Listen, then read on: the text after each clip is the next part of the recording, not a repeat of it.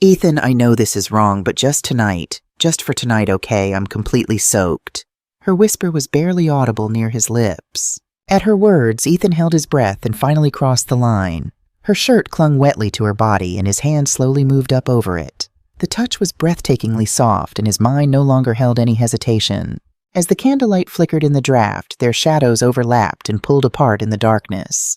Ethan's lips trailed down her wet shoulder, and she let out a faint moan, pulling him closer. Outside, the wind howled fiercely enough to rip off the shingles from the roof, and the windows rattled and shook. But inside that small shelter, a more dangerous and violent storm was raging. It was a line no one should cross, a moment that should never be spoken. Yet why were the brother-in-law and the younger sister-in-law yearning for this proximity, this distance where their breaths intertwined? That night, a single kiss demolished everything. It was just a few weeks prior. The whole family had gone on a summer vacation to Maui, Hawaii. Ethan was carrying luggage at the airport, briefly looking up at the sky. The heavy dark clouds might have been an omen of the day. They arrived at the rental condo around 4 p.m. The condo was a standalone unit requiring a short walk down a secluded path. The second floor housed the family bedrooms, while the first floor held the living room and kitchen. With the cool breeze, the green landscape, and the sound of conversation mixed with laughter, it felt like a rare, peaceful break. But even within it, Ethan somehow felt alone. His wife Jillian was as meticulous as ever. As she unpacked, she pushed boxes with her knees, keeping her legs pressed together, and even her towel folding was perfectly squared. Moving with a tense precision, she said in a low voice, "I told you not to leave this here, Ethan." She moved a bag he had placed down. Ethan picked it up again without a word. Their marriage was stable but a little exhausting. Just then, someone lightly tapped his arm. "Ethan," they ordered pizza. "If you don't grab a slice soon, Mom's gonna eat it all." The woman smiling brightly was Sarah, Jillian's younger sister. A grade school teacher on her summer break, she was the only one in the family who offered Ethan a genuine smile during the trip. Sarah's laugh was different from Jillian's. Her words carried an ease, and her actions were free. Ethan recognized this fact, but never thought it would be the start of a problem. That night, after a barbecue dinner, the family gathered in the living room sharing stories. Jillian, claiming she was tired, went to bed first, and the parents-in-law followed suit. Ethan sat quietly finishing a beer. Sarah was curled up on the living room table beside him, scrolling through something on her phone. "I have to finish a report for school tomorrow, Ethan," she said. "It's a lesson plan, and this time I have to open my class up for observation by all the parents." "That sounds tough." "Elementary school classes aren't easy," Ethan said indifferently, but his gaze kept returning to her fingers. Her long fingers quickly danced across the keypad, then paused, and she looked at him. "Do you like kids, Ethan?" At the unexpected question, Ethan avoided her gaze. I don't dislike them, no." Sarah nodded and smiled. "Jillian doesn't like kids, though. That's why I always thought it was kind of warm that you did." At her words, an inexplicably light emotion crossed Ethan's mind. It wasn't praise, but a remark that highlighted how different he was from Jillian. That was the first crack. Later that night, as Ethan was showering alone, he happened to see Sarah's hair tie resting on the dining table. A single pink elastic band. He imagined her scent lingered on it. Ethan picked up the hair tie, then slowly put it back down. Standing alone in the kitchen, he realized his heart was beating a little faster. She had begun to look like a woman, not just his sister-in-law. The next morning, Ethan woke up to the sound of the wind outside the window. The tree branches dimly swaying through the curtains felt like an ominous premonition. In the kitchen, his mother-in-law had the radio on, and an anchor's voice announced a tropical storm warning for the Maui area. Sarah was still finalizing her lesson plan. Huddled on the living room floor, her hair loose, tapping away at her laptop, it was a familiar everyday scene he'd seen somewhere before. Ethan tried to look away, but a single drop of sweat at the nape of her neck remained stuck in his mind. By 3 p.m., the wind outside the condo had become fierce. Jillian was constantly refreshing the weather app on her phone. Sarah's father, a worried expression on his face, finished a call with the condo manager and said, "We need to move to a shelter, son-in-law. They say it's too isolated here and getting dangerous." The family began packing their bags in a frenzy. They had to move large suitcases, snack boxes, and a cooler. Ethan was soaked with sweat as he helped gather the parents. Around 6 p.m., just as the rain started to pour down, the family evacuated to a nearby community center. As Jillian did a head count, Sarah stammered out, "Wait, I left my phone at the condo." Everyone paused. Ethan asked nonchalantly, "Do you really need it?" Sarah's eyes widened and she nodded. "Yes, All the papers I have to submit for school tomorrow are on it. The lesson plan, the presentation material, it's all saved on my phone. Jillian spoke clearly, suppressing anger. Why would you leave it there? It's dangerous to go out now. Sarah, looking anxious, hesitated, then said, I'll go myself. I can find it quickly. She trailed off, turning to leave. At that moment, Ethan blocked her path. I'll go with you. I can't let you go alone. Jillian frantically grabbed his arm to stop him. Are you crazy too? The wind is terrible. But Ethan spoke with a calm resolution. I'll be back quickly.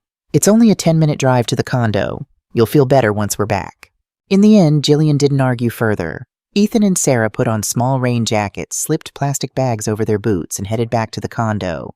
The rain was already coming down in sheets. The path was slippery and dark. Sarah held a flashlight, lighting the way, leaning slightly against Ethan's arm as they walked. I'm sorry, she apologized, for causing so much trouble. Ethan shook his head. It's fine. It's incredible that you're still thinking about your materials in this situation. Sarah managed a bitter laugh. I'm just glad you're helping me, Ethan. In this way, they spoke more to each other. The distance between them was subtly shortening. By the time Ethan and Sarah reached the condo, the wind was strong enough to push against their bodies. Umbrellas were useless, and their rain jackets were plastered to their skin by the rain. As soon as they opened the front door, both let out a simultaneous sigh. They were soaking wet and out of breath. Sarah quickly found her phone on the living room table. She let out a sigh of relief and looked back at Ethan. Thank God, it was here. Ethan nodded, glancing at the raindrops on her forehead. A stream of water running down her cheek looked like a teardrop reaching her chin. Ethan quickly withdrew his gaze and said, Let's head back immediately. We can't walk for long in this wind. But as he opened the front door, the situation outside had changed. A large tree had fallen across the path leading to the community center, and the road below the hill was flooded. Stepping out would mean sinking up to their knees. Ethan checked his phone, but it read no service. The emergency power must have been cut too, as the condo was shrouded in darkness. Sarah stood frozen by the door and said, Ethan, we can't leave now. It's too dangerous. Ethan looked around, then stated with decision, We won't make it. Let's wait here until the storm passes, maybe early morning. Waiting here is the safest option. The condo was silent. Only the sound of the rain outside and the rattling windows filled the space. Ethan found a small decorative candle in the kitchen. Placing it on the table, the small flame cast a warm glow over the room. Sarah was drying her hair with a towel in front of the candle. Water dripped from her wet hair, staining her shirt. Ethan tried not to look, but the curve of her neck exposed as she wrapped her hair in the towel kept catching his eye. I guess we won't have any hot water, huh? Sarah asked. Ethan shook his head. The electricity is out. I found 2 sleeping bags, though. Let's get warm first. Sarah cautiously slipped into the sleeping bag Ethan had laid out, and Ethan sat on the opposite couch, leaving the candle lit. For the first time, the two of them were alone together in the quiet space. Hugging the sleeping bag, Sarah looked at Ethan. Are you scared, Ethan? Ethan laughed. Not scared exactly, just a little tense. Sarah nodded. I am a little scared. The sound of the wind in this whole situation is new to me. Her voice trailed off and she stared at the candlelight before asking in a low voice, Do you ever regret marrying Jillian? Ethan frowned at the unexpected question, but Sarah's expression was serious. It wasn't a casual remark, but a question that seemed to have been building up for a long time. Why would you ask that? Sarah hesitated before answering. I just always feel like you're walking on eggshells around Jillian. Ethan was silent for a long time. He didn't know why those words struck him so deeply. There was no one else in this space. Outside was a storm. Inside was silence. Only their slow, distinct breathing filled the room. Ethan let out a quiet sigh and said, No, I don't regret it. She's a good person. Jillian is smart and responsible. Sarah lowered her head and quietly asked, Is it not because you love her? Ethan said nothing. The candlelight flickered. Their shadows twisted and tangled in the light. That night, something irreversible began to fracture between them. The space guarded by the single candle was surprisingly quiet and suffocatingly close. Ethan sat on the sofa with his arms on his knees, and Sarah was seated against the wall leaning back inside the sleeping bag. The silence was as long and heavy as the distance between them. Every time the wind knocked against the window, Sarah flinched slightly, and Ethan's gaze was drawn to her every movement. At that moment, Sarah cautiously spoke. Are you happy with Jillian? Ethan turned his head at the sudden question. His eyes betrayed his surprise, but Sarah was looking at him, not avoiding his gaze. Why do you keep asking me things like that?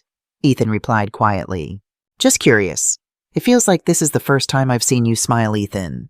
Ethan said nothing more. Breaking the silence, Sarah whispered, hugging her knees.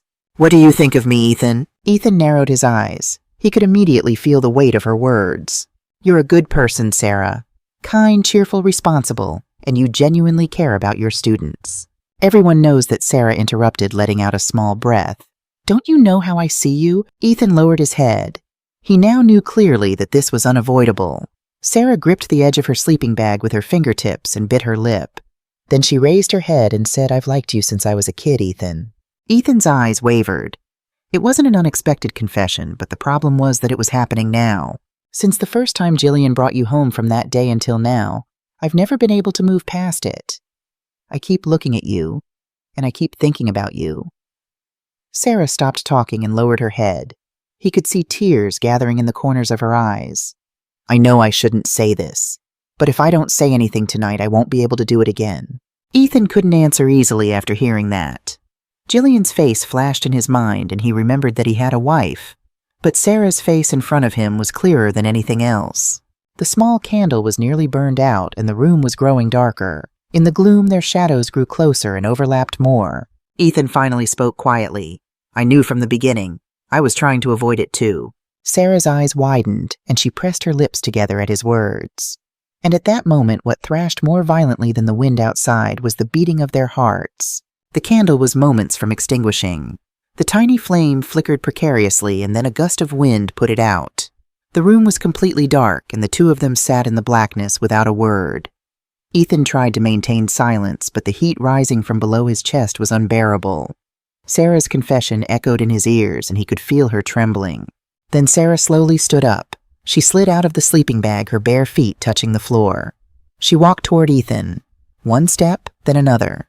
When Ethan, sensing her presence, raised his head, Sarah was standing silently before him. Her unsteady breath grew closer, and her hand was cautiously placed on Ethan's knee. Ethan, she spoke again, almost a whisper, almost a plea. Ethan, I know this is wrong, but just tonight, just for tonight, okay? Before she could finish, his heart began to pound uncontrollably. Her hand moved up from his knee, and Ethan's hand grabbed it first. Without a word, without any verbal communication, the two of them understood each other through their breathing alone. Ethan wrapped his arms around Sarah's waist, and she willingly nestled into his embrace. At that moment, their lips met, first cautiously but quickly deepening and intertwining fiercely. Her moist lips were warmer than he expected, and Ethan could no longer hold on to his reason. His fingertips slipped under her shirt, and Sarah's back gave a small trembling twitch. Her breath came out in broken gasps, and Ethan pulled her closer, his lips trailing down her neck. Their bodies met on the mattress, and Sarah called him not by his name, but with the breathy whisper of Ethan referring to her brother-in-law. In that moment, the wind, the thunder, and the darkness all seemed to vanish from the condo, leaving only their mutual heat. Ethan wrapped his hand around her thigh, parting her legs, and Sarah looked straight at him, her face beyond embarrassment. I want you now. That single sentence completely broke Ethan.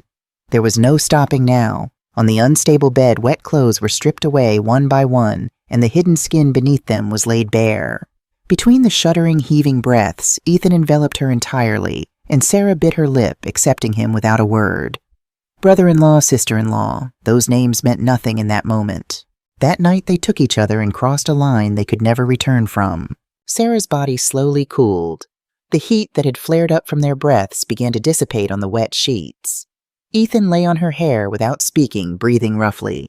Sarah covered her face with her arm, her lips silent, eyes simply closed. Both of them knew exactly what had just happened, and what it meant.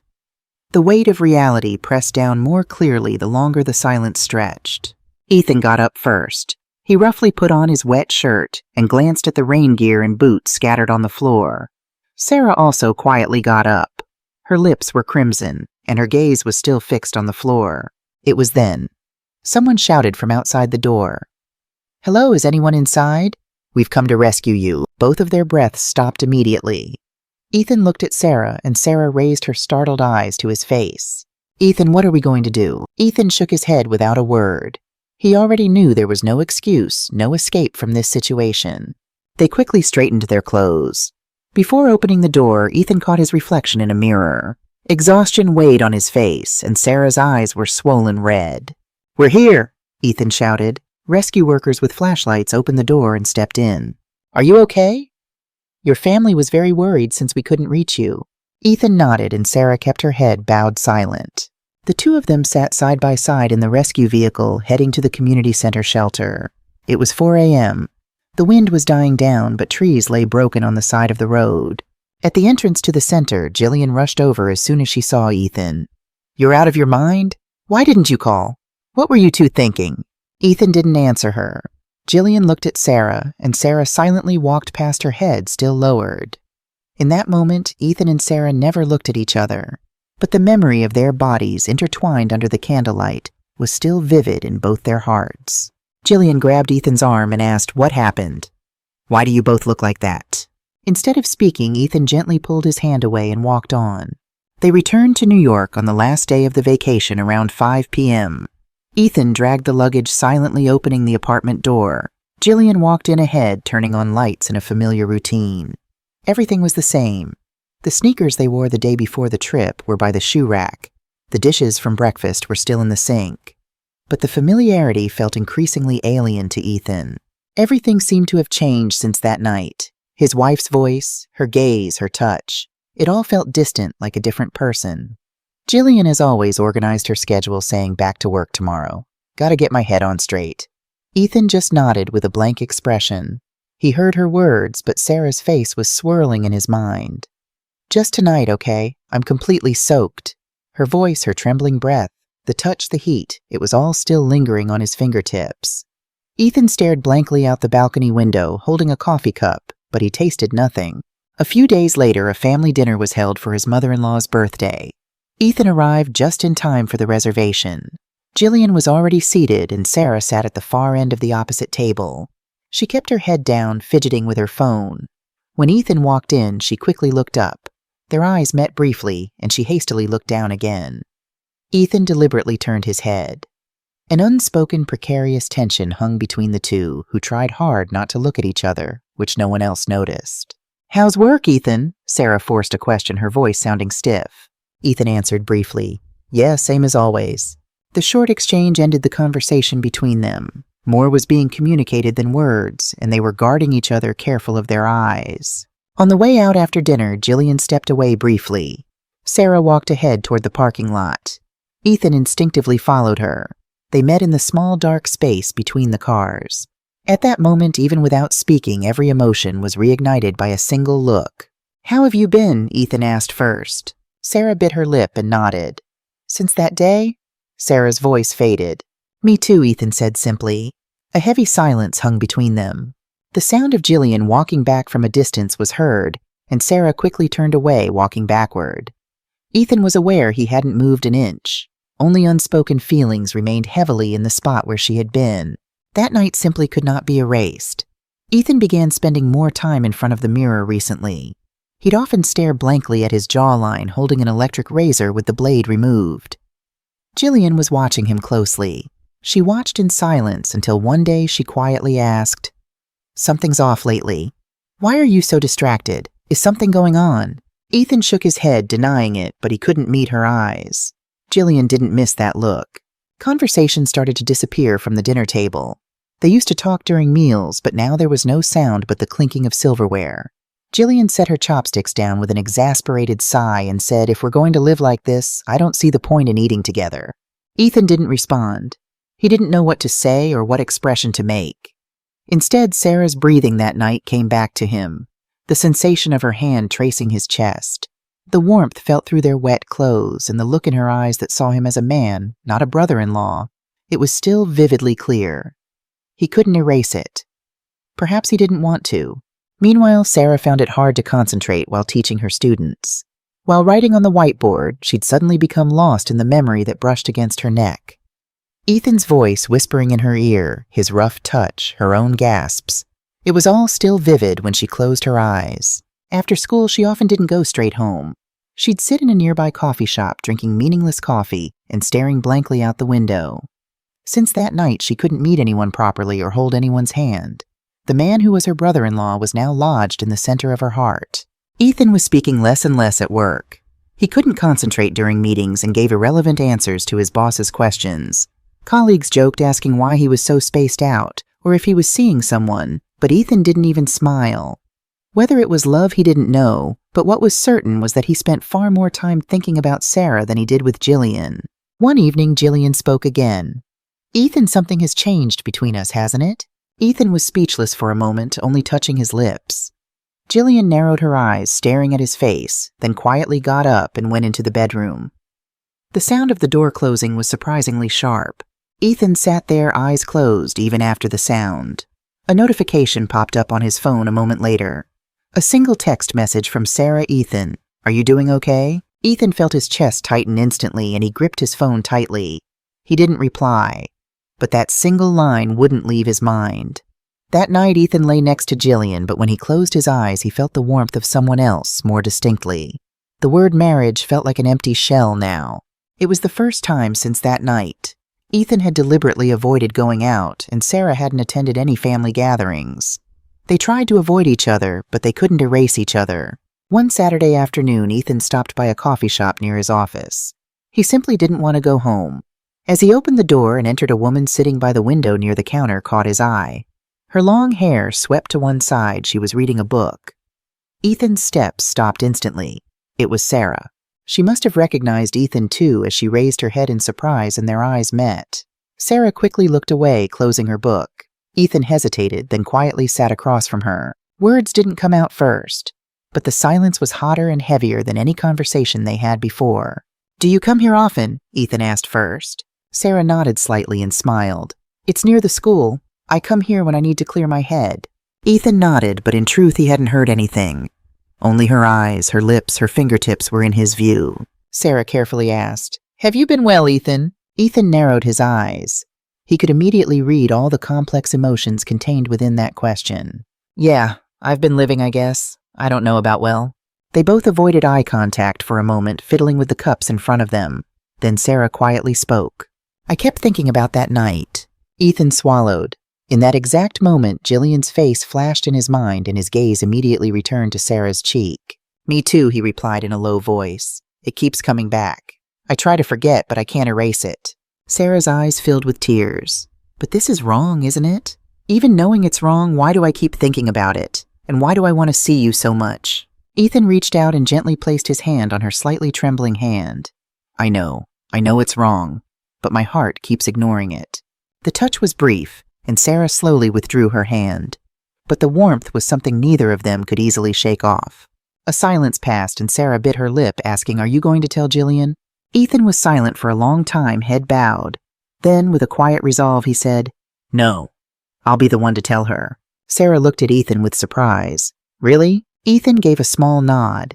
He could have run away and avoided it, but the more he did, the deeper it seemed to get. Hiding it felt crueler. Her face etched with a heart-wrenching expression, she picked up her cup but didn't drink. Outside, the sun was setting and their shadows stretched long. The suppressed emotions were resurfacing, and this time neither of them was trying to avoid it. Ethan woke up in the pre-dawn darkness. Jillian was sleeping soundly beside him. He looked at her profile and let out a long sigh. The feeling he once believed was love now felt like an obligation. Everything had begun to shake since that night with Sarah. First he tried to deny it, then he tried to run away.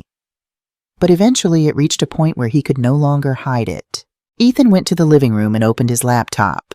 He typed and deleted the sentence, "I apologize," several times on the blank screen. At that moment a message arrived on his phone. "Sarah, I'm going to tell her today, Ethan. I'm scared, but I can't hide it anymore." Ethan stared at the short text for a long time. Finally he pulled back the curtain and faced the morning sun. Sarah lingered outside her parents' house for a while before pressing the doorbell. When Jillian opened the door, Sarah stood speechless, as if she had forgotten everything she had prepared to say. Jillian asked, confused, "What's wrong? Is something the matter?" Sarah took a step closer, and tears began to well up in her eyes. "Jillian, I came here to tell you something I'm so sorry about." Jillian's face tightened with tension. At the same time, Ethan parked his car in the parking lot, but didn't go into his office. Inside the car, he clasped his hands on his knees, muttering the words he had rehearsed countless times. "I have something I need to tell you. That day in Maui." He closed his eyes. Sarah's breathing her sweat, her gaze, every memory flashed through his mind again. Finally, Ethan quietly pulled out his phone and texted Jillian. "Jillian, can we make some time this evening? I need to talk to you. It's too heavy to keep to myself." His hand felt infinitely heavy as he pressed the send button. That evening, the sky was overcast. No rain fell, but the humid air was filled with the stillness that precedes an explosion. Sarah was sitting in front of the mirror in her room. Her hair was neatly tied back and she wore no lipstick. For today, no embellishment mattered. The woman in the mirror was not a sister-in-law or a sister, but a woman, and in her eyes flickered the shadow of an irreversible choice. Ethan arrived home and squeezed his hands tightly before opening the front door. He knew that everything would change once he opened this door. He had decided not to hide this feeling, which could not even be justified by the name of love anymore. That night in different places, two confessions were about to begin simultaneously. The emotion born in the heart of a hurricane was now bringing forth another storm.